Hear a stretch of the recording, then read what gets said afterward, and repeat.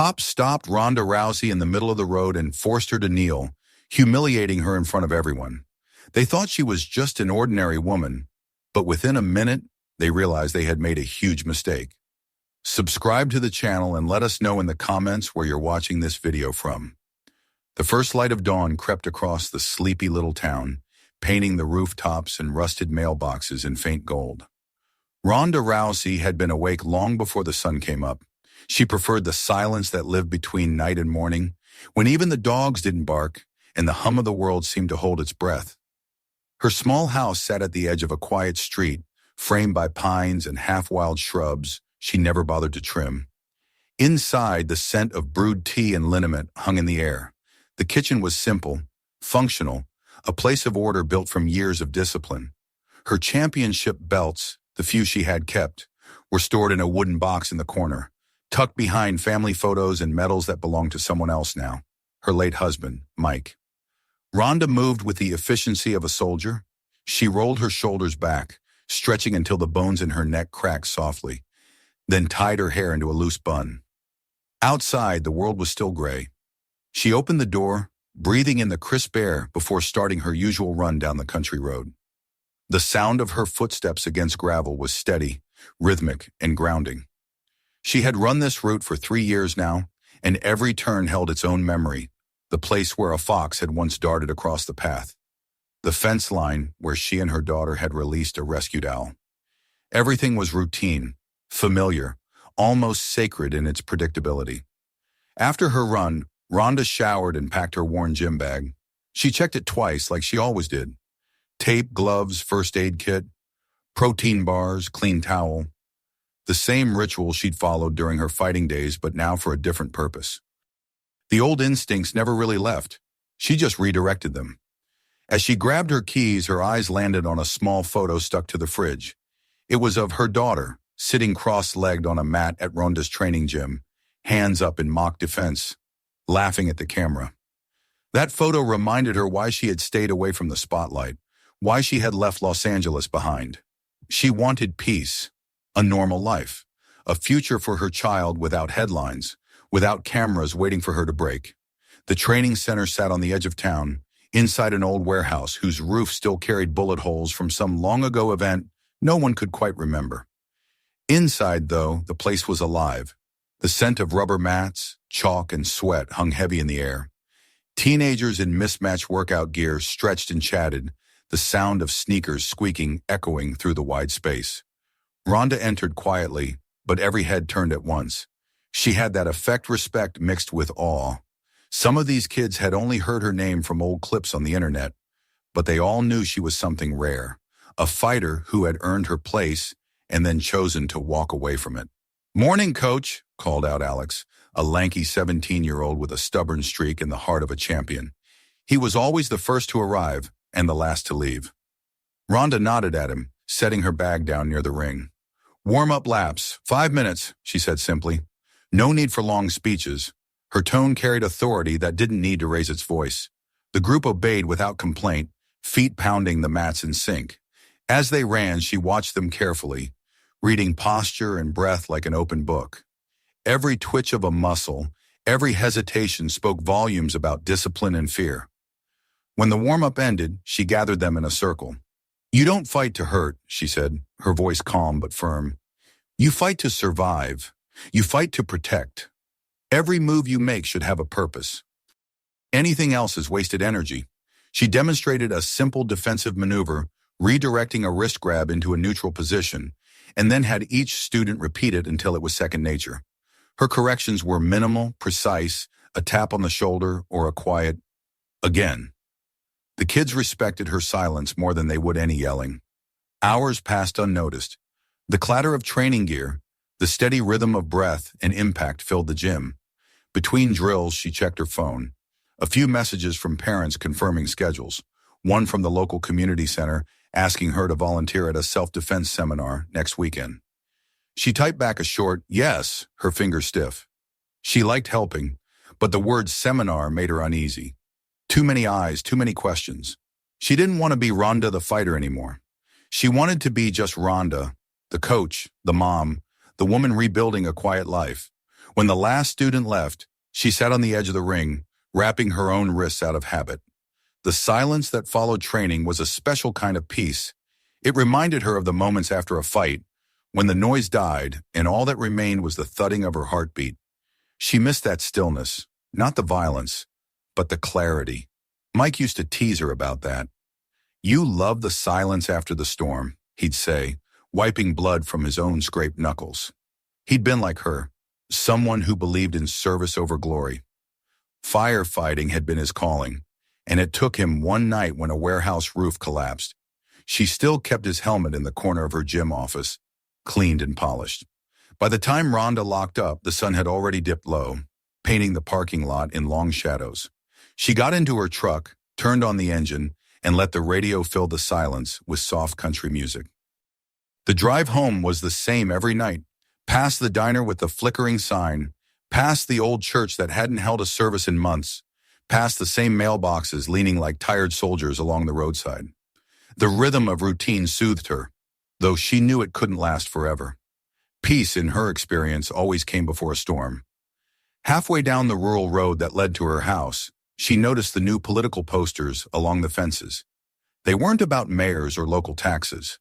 These were law and order signs, printed bold and angry, with slogans about taking back the streets and protecting real citizens. The words didn't sit right. She'd seen this before. Fear disguised as pride, control masked as safety. It was the kind of language that always preceded trouble. She sighed and turned her gaze back to the road.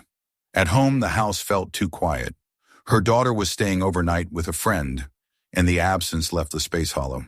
She reheated leftover stew, ate without appetite, then walked outside to sit on the porch steps.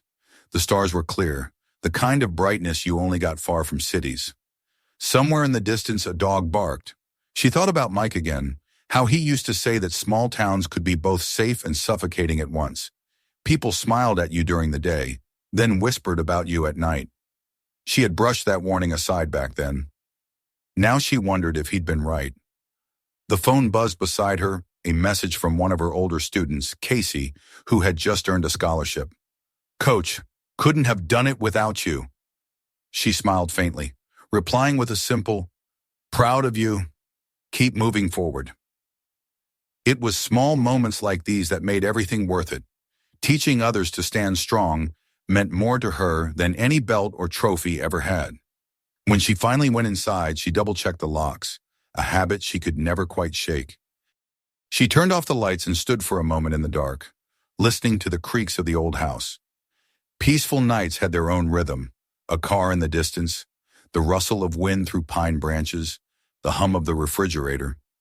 Yet underneath it all, something faint stirred in her gut. Not fear, but an unease too subtle to name. It was the sense that something was shifting, that the quiet she had built so carefully might not hold much longer. She lay in bed, staring at the ceiling, trying to will herself to sleep. The glow of passing headlights flickered through the curtains, casting fleeting patterns across the room. For a moment, she imagined it was the old world reaching for her again, the world of cameras, blood, and bright lights. But it wasn't. It was something else, something closer, more personal, something waiting just beyond the border of her quiet life. By the time her eyes finally closed, a single sound echoed faintly in the distance. 2 short bursts of a siren, far away, maybe on the highway. It was probably nothing, she told herself. Probably just another car pulled over on a country road. Still, the sound lingered in her dreams, chasing her through the dark, a warning wrapped in blue and red light. The following evening unfolded like any other, calm and predictable, the kind of night Ronda had come to rely on. After closing the gym, she lingered longer than usual, sweeping the floor, aligning the mats, letting the repetitive rhythm of cleaning quiet her mind. Outside, the sky had settled into a deep indigo, and the streetlights hummed faintly. She locked the doors, tossed her duffel bag into the passenger seat of her truck, and began the familiar drive home.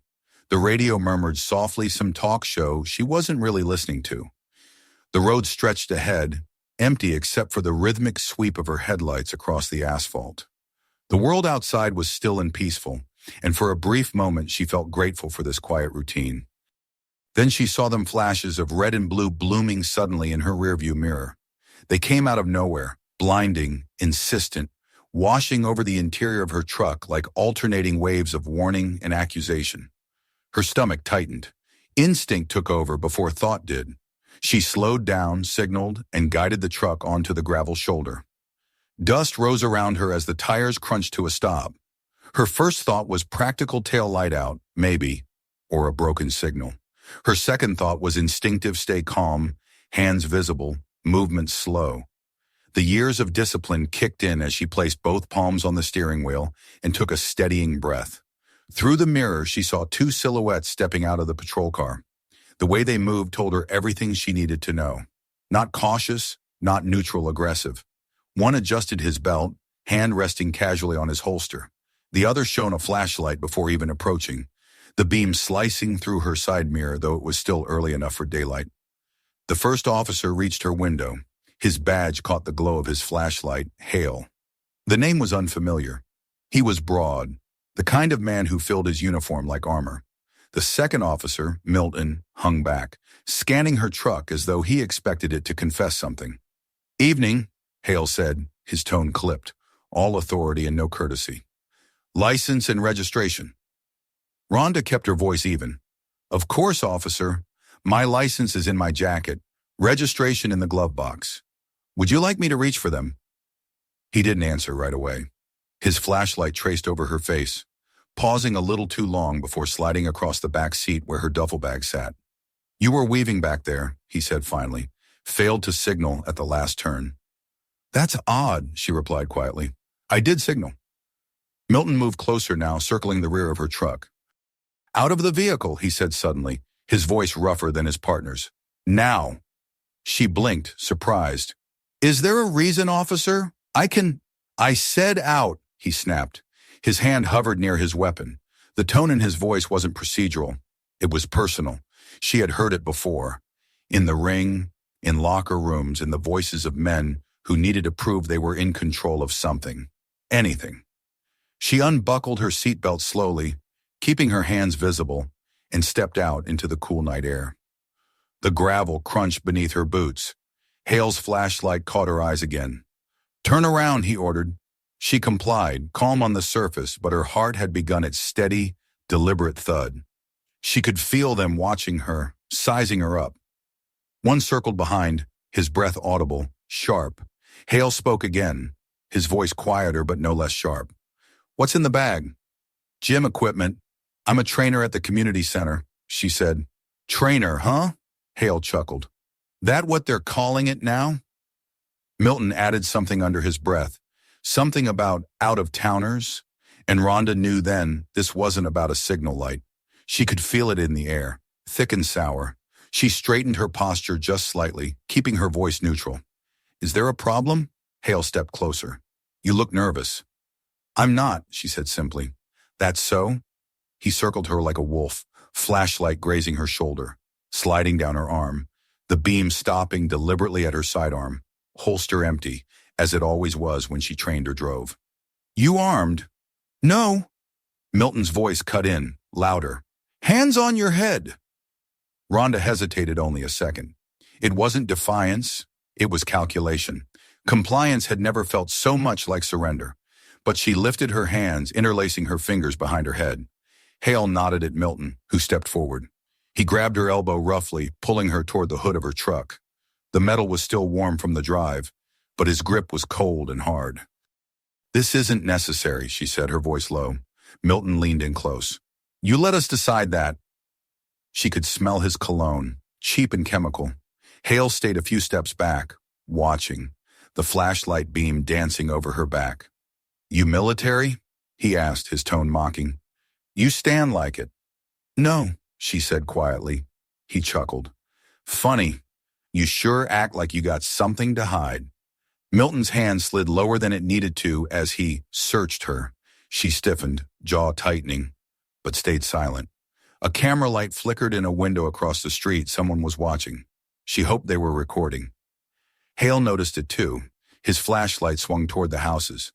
"Mind your business in there," he barked. The light vanished behind a curtain. Milton pushed her harder against the hood. "On your knee," he ordered. Ronda turned her head slightly. "That's not procedure." "You questioning me?" He yanked her arm upward until pain shot through her shoulder. Her breath hissed between her teeth. The cold grit of the gravel bit into her knees as she lowered herself, her palms flat against the metal hood. "Please," she said carefully, forcing calm into every syllable. "Let's handle this properly. I'm cooperating." "Not fast enough," Hale muttered. He unholstered his weapon, leveling it toward her. The gesture wasn't necessary. It was dominance pure, rehearsed dominance. For a long moment, no one moved. The sirens from the highway whispered faintly in the distance, like ghosts. Then Milton spoke again, his voice thick with mock authority. "You think we don't know who comes through here? You people think you can just drive in and—" "Enough," Ronda said, the words slipping out before she could stop them. Hale stepped closer. "What was that?" She turned her head slightly, meeting his gaze. "You've made your point." His lip curled. "No, I don't think I have." Milton laughed softly, and in that sound was the moment Ronda understood this was no misunderstanding. This was humiliation dressed as procedure. They wanted her broken, afraid, and she'd spent her entire life refusing to give anyone that satisfaction. The gravel dug deeper into her knees. Her pulse slowed not from fear, but from focus. Years of training reassembled themselves in her mind like muscle memory awakening from sleep. She counted breaths, distances, trajectories. Her senses sharpened. Hale's stance was sloppy, weight on his heels, right hand too far from his belt. Milton's grip had loosened, confident she was subdued. The flashlight's reflection in the chrome bumper gave her the angles she needed. She spoke softly, steady as stone. "You're making a mistake." Milton laughed again, but didn't see her shift. Her movement was minimal, half an inch, a pivot of weight. He didn't notice until it was too late. Her elbow shot back, controlled and precise, connecting with his ribs. Air left his body in a surprised grunt. She twisted, catching his wrist, redirecting his arm before he could grab his gun. The weapon clattered to the ground. Hale shouted something. She couldn't make out what, and raised his own pistol, but she was already moving. A pivot, a drop, a sweep of her leg. His knees buckled as she grabbed his forearm, twisting just enough to disarm without breaking bone. He went down hard, his gun skidding across the road. For a heartbeat, everything froze, the quiet night. The echo of metal, the sound of someone's breath catching. Then Hale reached for his radio. Ronda stepped back, hands raised, breathing heavy, but measured. "Don't," she said. "It's over." He hesitated, eyes darting to Milton, who lay groaning near the truck. Somewhere behind them, the faint click of a phone camera sounded again. Neighbors were watching. Lights flicked on in houses up and down the street. Hale saw them too, the silent audience forming against the darkness. He lowered the radio slowly, fury twisting his features. "You're under arrest," he hissed. Ronda didn't move. "For what?" "Defending myself." "Assaulting an officer." The words hung in the air like smoke. A siren began to wail in the distance, growing louder. Backup was coming. Ronda stayed perfectly still, her hands open, breathing in the sharp scent of dust and gun oil. She didn't trust that any of this would end cleanly. The glow of approaching lights painted the scene in frantic color. Red, blue, like the pulse of the town itself. The second patrol car screeched to a stop. Two new officers emerged, weapons drawn, shouting conflicting commands. "Hands up! Get down! Don't move!" The chaos was deafening. Ronda followed one order, hands up, slow and clear, but didn't drop to her knees again. Not this time. The flashlights blinded her, voices overlapping, radios crackling. Then came the silence after the shouting, the stillness that follows panic. She could hear her own heartbeat in her ears. The younger of the new officers approached cautiously, eyes flicking from her to the two men on the ground. He hesitated, recognition flickering across his face, as if he knew her from somewhere. Maybe a fight, maybe a headline long buried. "Officer Hale," he said uncertainly. "What the hell happened here?" Hale's voice trembled with rage. "She attacked us." Rhonda didn't speak. She didn't need to. The witnesses at the windows, the cameras in trembling hands, the truth gleaming under the streetlights, they all spoke for her. The younger officer lowered his weapon slightly. "We'll need statements," he said. Rhonda exhaled, slow and steady. The sirens still echoed in her head, but beneath them was something else. The cold, clear certainty that the quiet life she had fought to build was gone. The storm had found her again, just as she'd known it would. And this time, it wasn't going to leave quietly. The flashing lights had burned themselves into Rhonda's vision. So even hours later, when the police station was silent and sterile, she could still see red and blue dancing behind her eyelids. The chaos from the roadside had subsided into a quieter, colder tension. She sat alone in a gray-walled interrogation room, her wrists resting on the table, marked faintly where the zip ties had bitten into her skin. A paper cup of water sat untouched beside her. Across from her, a half-broken fluorescent light flickered with a soft, steady buzz.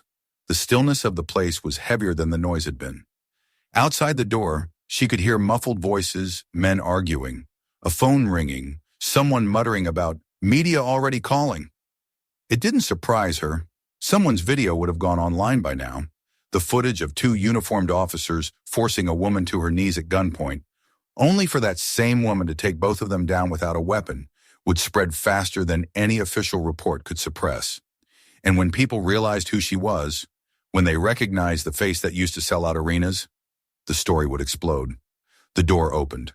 Captain Moore entered, a man in his 50s with thinning hair and a practiced smile that didn't reach his eyes.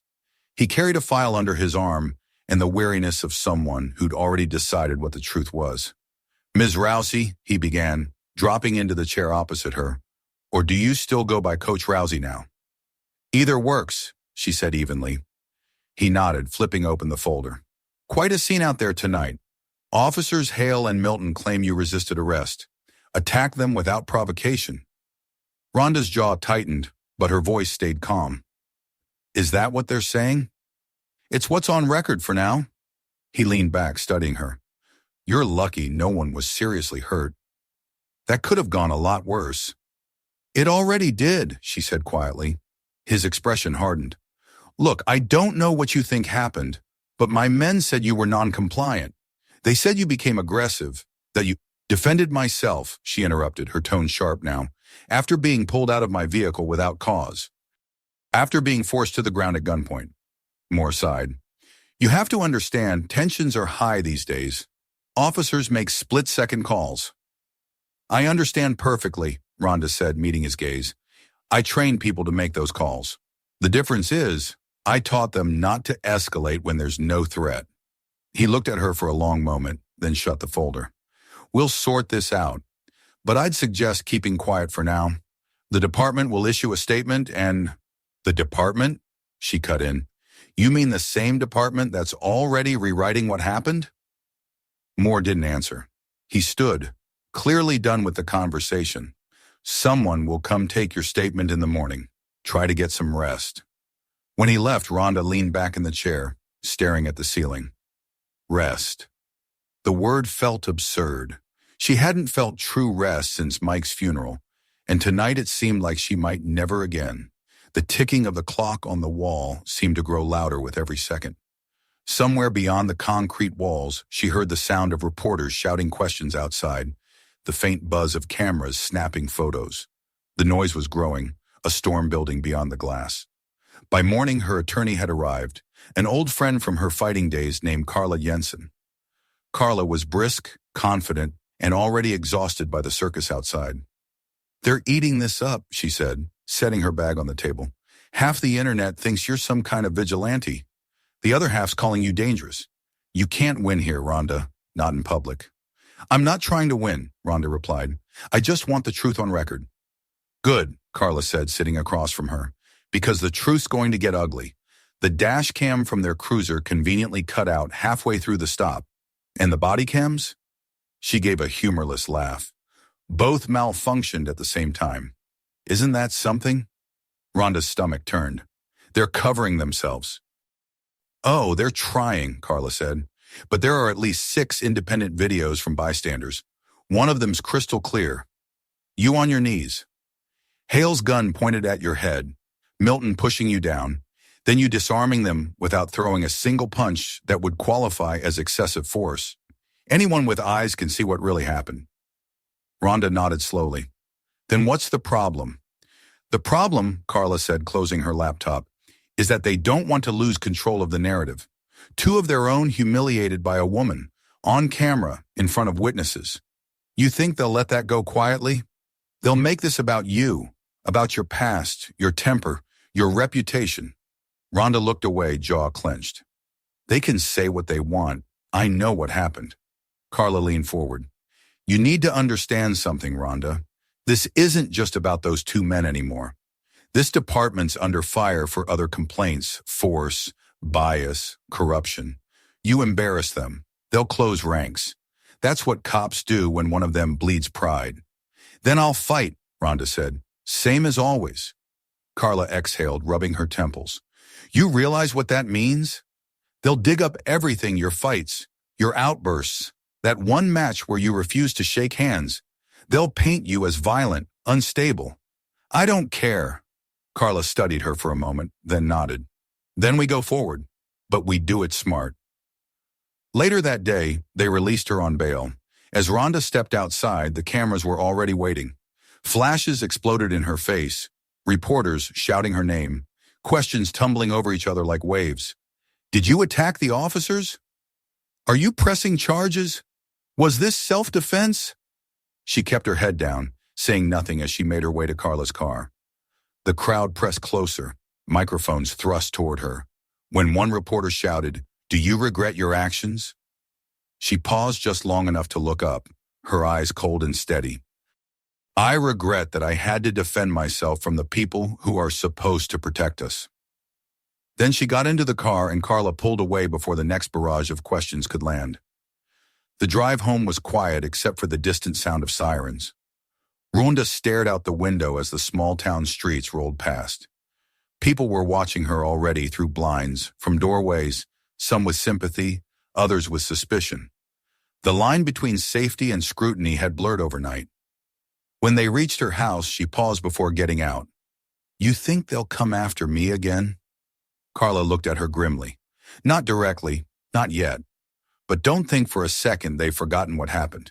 You made them look weak, and weak men with power are the most dangerous kind. That night, Ronda couldn't sleep.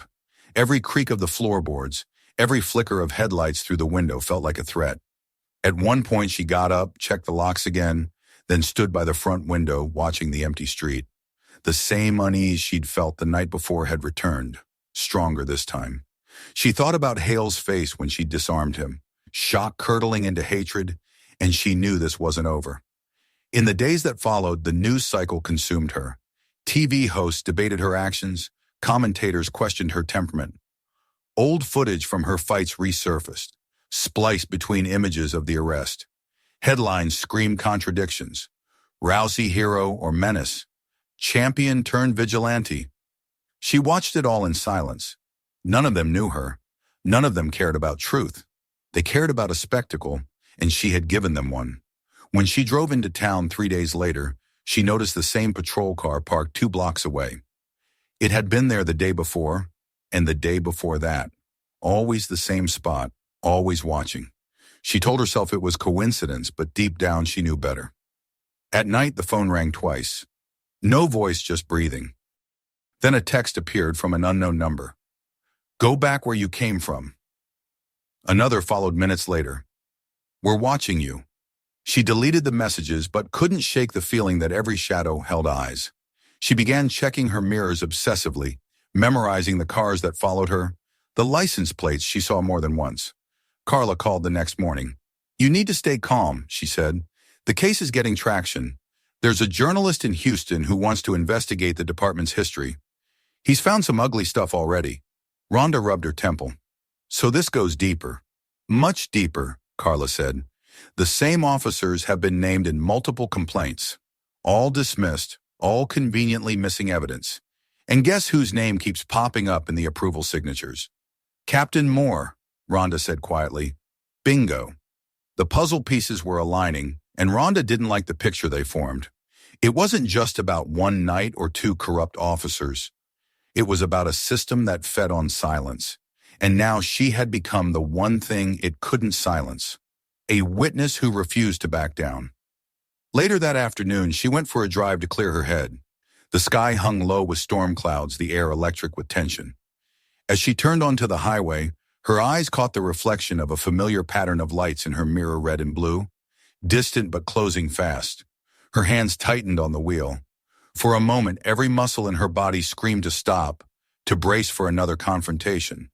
But the car behind her slowed, turned onto another road, and vanished. She exhaled shakily, pulling over to the side of the road. The sun broke briefly through the clouds, glinting off the hood of her truck. She sat there in silence, breathing, until her pulse steadied. It wasn't over. She knew that now. What happened that night had set something in motion, something bigger than herself. The question wasn't whether the fight would come, it was when. And as she drove home, the sky finally opened up. Rain hammering against the windshield like the sound of 1,000 small fists. The storm had rolled in overnight, and by morning the entire town seemed washed clean, as if nature itself was trying to scrub away what had happened. But the stain of that night wasn't so easily erased. When Ronda woke, the sound of rain against the windows had softened to a drizzle, yet the air still held the sharp scent of wet asphalt. The first thing she did was check her phone. Dozens of missed calls, even more messages. Journalists, strangers, former colleagues, all of them wanting something, a quote, an interview, a confession. She ignored them all. There was only one call she made, to Carla. Her lawyer answered on the first ring. "You've seen the news?" she asked without preamble. "I've seen everything," Ronda replied. "They've turned me into a headline again." Carla's sigh was heavy. "It's worse than that. They're spinning this fast. The department released a statement early this morning, claiming you were intoxicated, that you resisted arrest, that you initiated physical contact." Ronda laughed bitterly. "Of course they did. Anything to protect their own. The footage says otherwise, but they're banking on confusion. Half the news outlets are running the department's version. The other half are calling it racial and gender bias. You're the center of a political storm now." Ronda rubbed her temple. "This isn't about politics. This is about two men abusing their badge." "It was," Carla said, "until it became useful to everyone else. The mayor's office is already getting calls from state officials. The union's backing the officers, and the captain's pushing for a disciplinary hearing. They want to bury you in paperwork and headlines until you're too tired to fight." Ronda stood at the window, watching the water slide down the glass. The street outside was quiet, but she could feel the eyes behind the curtains. People were watching her house now, not openly, but always there. She'd lived long enough in the public eye to recognize the pattern. Once the world picked a side, it never stopped staring. By noon, there was a knock on her door. She opened it to find a young woman standing in the rain, notebook in hand, a badge from a local news outlet clipped to her jacket. "Ms. Rousey, I'm sorry to bother you," she said, "but I'm not here for a soundbite. I just wanted you to know I was there that night. I filmed part of it." Ronda studied her for a moment, then stepped aside. "Come in." The woman introduced herself as Dana. She was nervous, wringing her hand as she spoke. "I live 2 houses down from where it happened. My brother's the one who posted the first video, but I kept the original. I didn't edit it or upload it. I didn't know who you were then, but I knew what I saw." "What did you see?" Ronda asked. "2 cops losing control," Dana said softly. "They weren't scared of you, Ms. Rousey. They were angry. It looked like they wanted to teach you a lesson. When you fought back, it wasn't aggression, it was survival." Ronda exhaled slowly, the words sinking into her like stones. "Can you send that footage to my lawyer?" "I already did. She said to bring you a copy, too." Dana handed over a flash drive. "Just be careful. People in this town don't like anyone crossing the police." Ronda nodded. "I know." When Dana left, Ronda plugged the drive into her laptop. The footage was raw, shaky, filmed from behind a half-open curtain. But the truth was unmistakable. Hale's gun, leveled at her head. Milton forcing her down. Her voice calm but firm, asking for reason. And then the shift, the instant when survival replaced submission. Every move was precise, controlled, defensive. There was no rage in it, only restraint. Watching it, she felt detached, as though she were observing someone else entirely. That night, the video went public again, this time unedited. It spread faster than anything before. Hashtags flooded the internet. Protests began forming outside the Bell County Police Department. News vans parked along Main Street, and reporters swarmed the courthouse steps. But for every voice that demanded justice, there was another that called her a threat. Anonymous posts filled forums, claiming she was dangerous, unstable, a washed-up fighter looking for attention. Some even claimed she staged the whole thing. 3 days later, Carla called again. They're cracking down. The mayor just gave a press conference saying you've endangered public trust. The captain's blaming you for inciting hostility toward law enforcement. They're desperate. Desperate men make mistakes, Ronda said quietly. Maybe, Carla replied, but they're not acting alone. The union's coordinating with higher-ups. I've seen the internal memos. They're trying to discredit you legally and personally. How? They've reopened a closed assault case from years ago, from when you broke that promoter's wrist in a fight over payment. They're calling it evidence of a violent pattern. Ronda's hand clenched around the phone. That was self-defense. He tried to hit one of my teammates. I know that, but the point isn't truth. It's noise. They want to bury your credibility. Ronda was silent for a moment, then said, then we'll make noise of our own. That same afternoon, she met with Carla at the courthouse. The two women walked through a gauntlet of reporters and flashing cameras. Ronda's face was calm, unreadable, as microphones thrust toward her. No comment, she said over and over, refusing to give them the reaction they wanted. Inside, they met a representative from the state prosecutor's office, a woman named Helen Grant. She was sharp, efficient, with eyes that didn't miss a thing. I've been reviewing your case, Helen said after introductions. There are too many inconsistencies in the police reports to ignore. Missing footage, contradictory statements, timestamps that don't align. This isn't just negligence. It looks deliberate. So what happens next? Carla asked. Officially? Helen's tone turned grim. Nothing yet. Unofficially, I've started compiling evidence for a federal inquiry, but it's dangerous.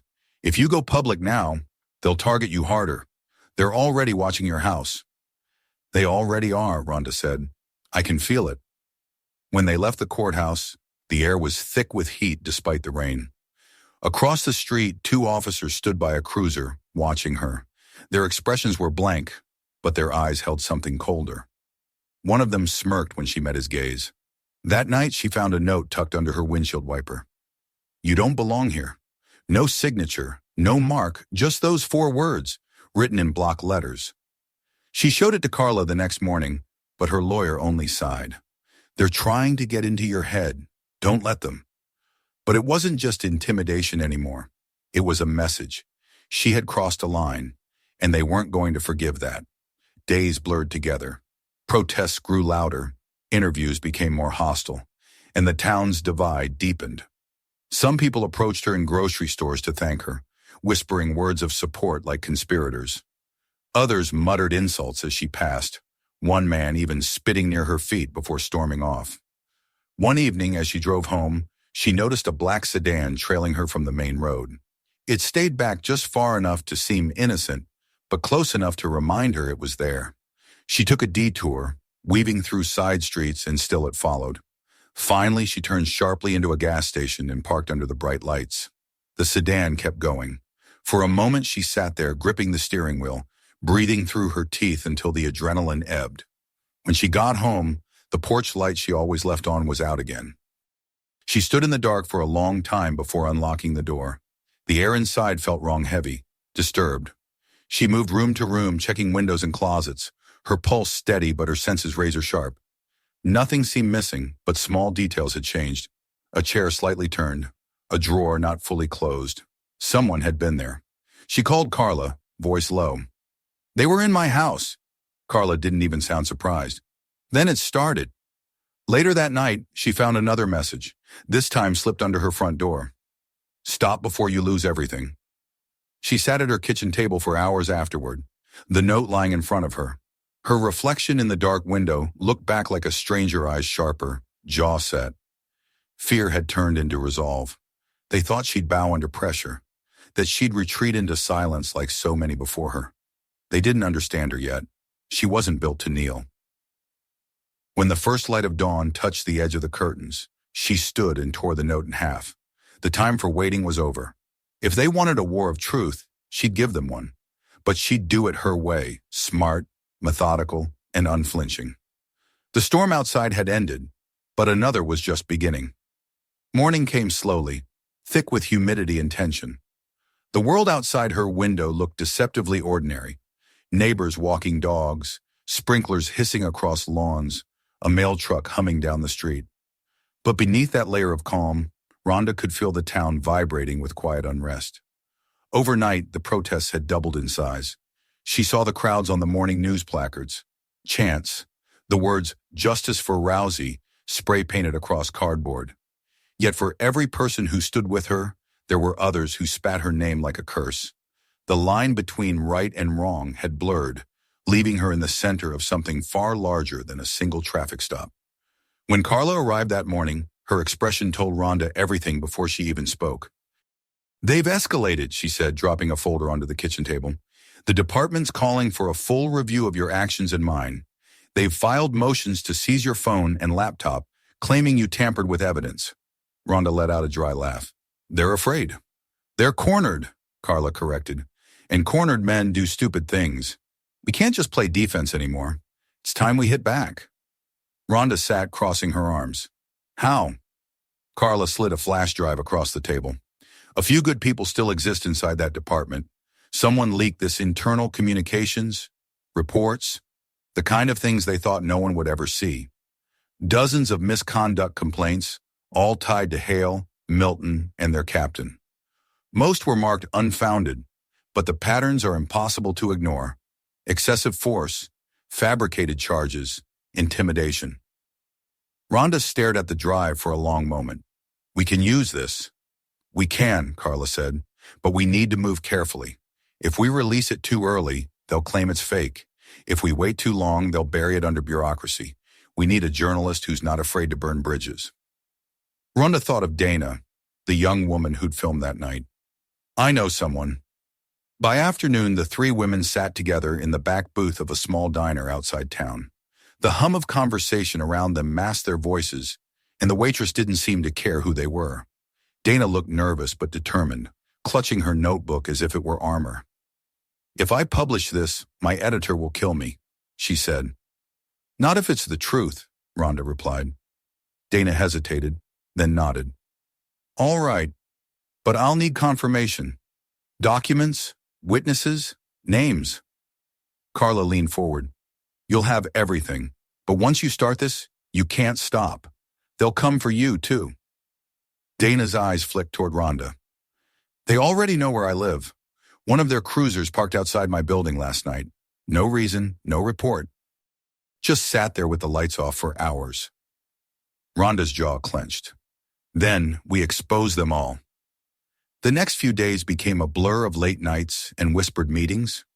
Ronda worked from her living room, surrounded by papers, maps, and printed reports.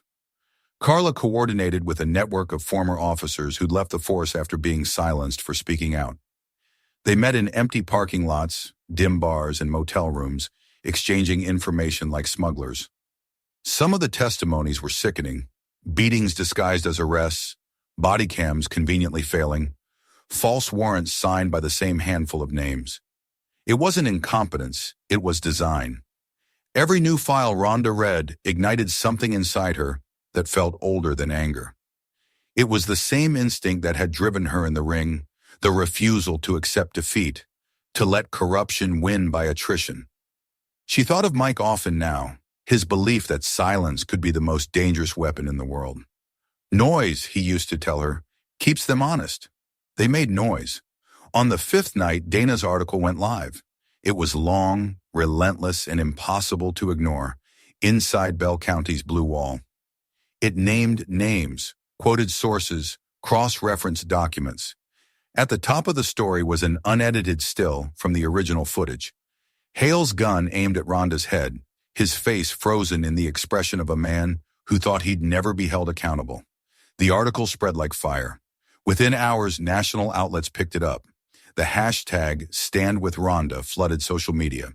The department released a panicked statement claiming the documents were fabricated, but it only fueled the flames. By nightfall, protesters surrounded the police headquarters. Signs waved above the crowd. No more cover-ups. Protect, don't punish. We saw the video. The chants echoed for blocks.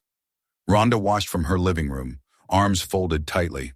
For the first time since that night, she allowed herself a faint glimmer of hope. But victory was short-lived. The next morning, Carla burst into her house, phone in hand.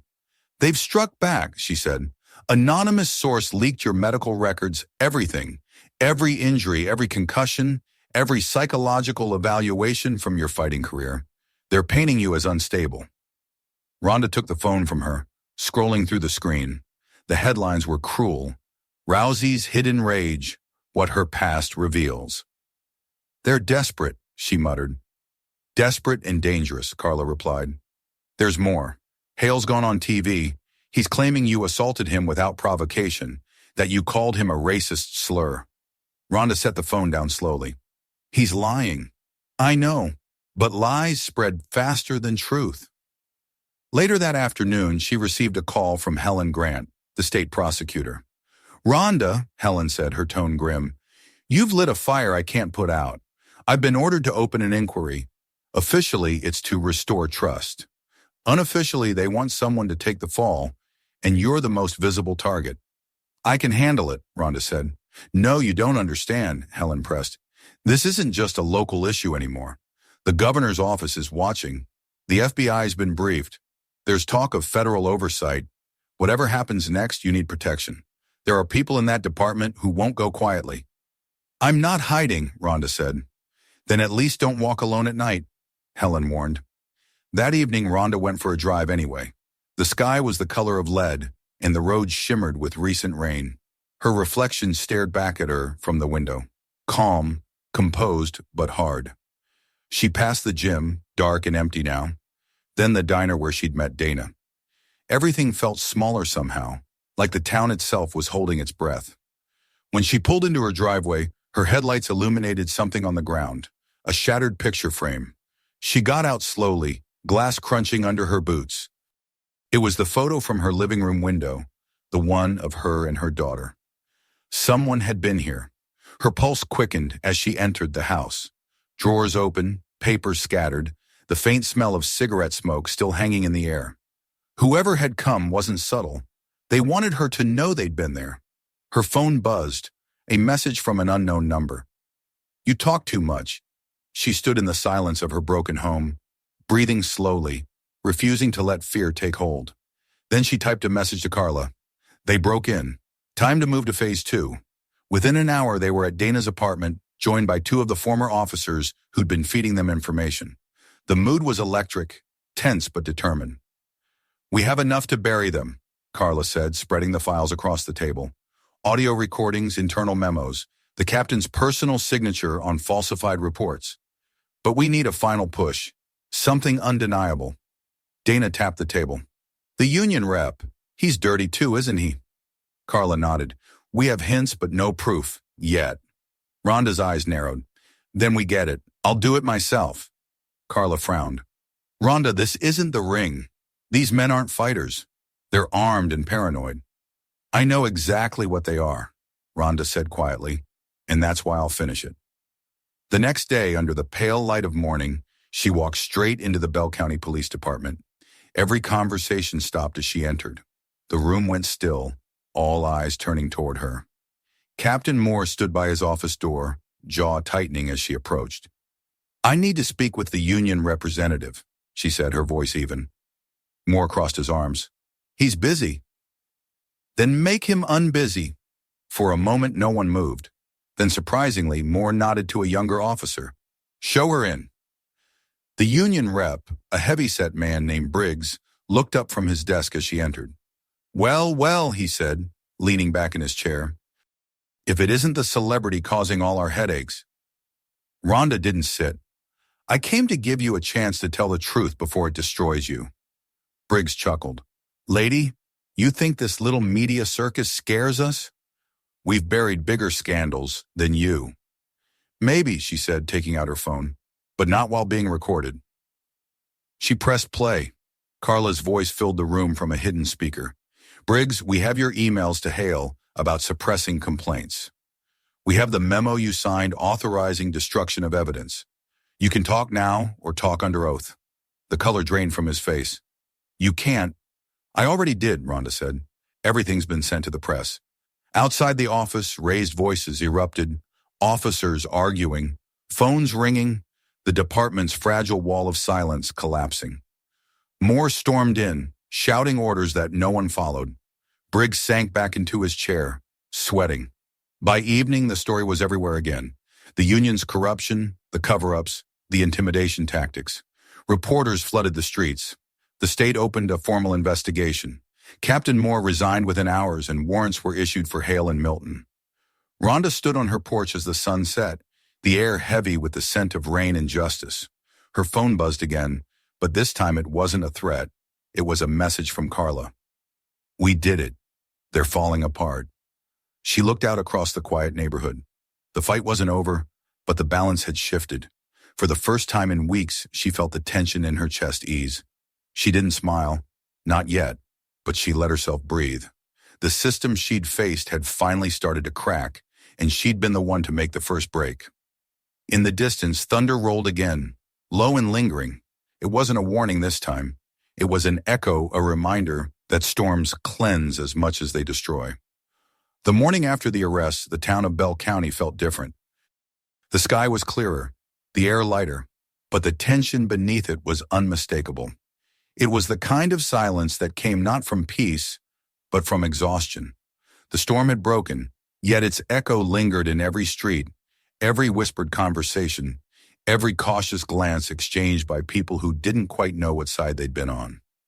Rhonda stood on her porch, coffee in hand, staring out at the same view that had once made her feel at home. Now it was just another battleground, quiet for the moment, but never truly safe. The headlines were everywhere. Police union leader indicted. Captain resigns amid cover-up scandal. Rousey's evidence leads to federal investigation. Her name had become a symbol again, not for championships or fights, but for defiance, for the kind of courage people like to celebrate from a distance while fearing it up close. She wasn't sure she wanted to be anyone's symbol. She just wanted to breathe without looking over her shoulder. Carla arrived mid-morning, looking both victorious and drained. She dropped a newspaper on the table and poured herself a cup of coffee without asking. It's official, she said. The Justice Department stepping in.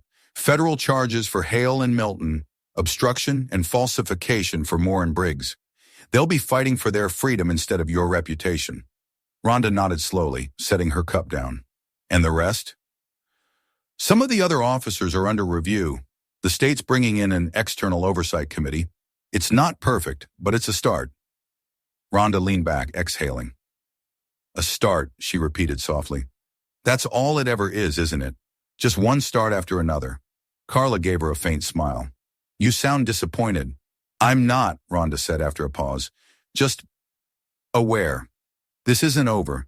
You take out a few rotten branches, but the roots go deep. They always do.